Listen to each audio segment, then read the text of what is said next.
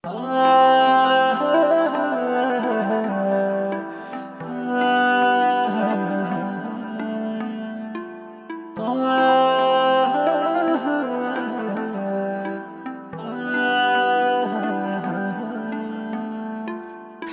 भर कैसे बिना तुहरा बीतल, आखिर ये सोना मोहब्बत ही जीतल।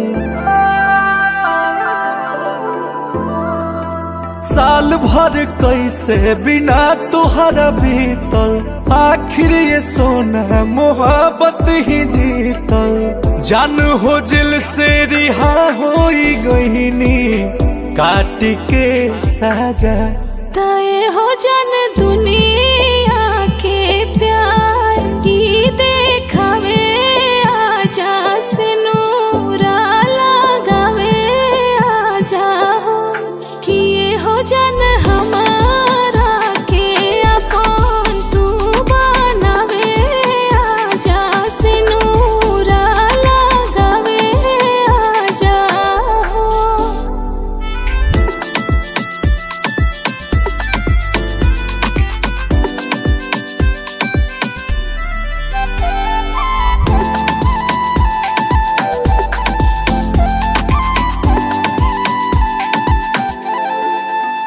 का फसाना भइल संगे कहना भइल, जब से मुजरिमी तोहरो दीवाना भइल। जान छोड़ाओ बात अब नहीं खे साहत, देह सूखा पड़ल बाट खो जाता साथ। बेरी बेरी तू याद पुराना का कर लू ताजा, तय हो जन दुनिया के प्यार ई देखावे, आजा से नूरा लगावे, आजा हो किए हो जन हमारा के अपन तू बनावे, आजा से नूरा लगावे, आजा हो।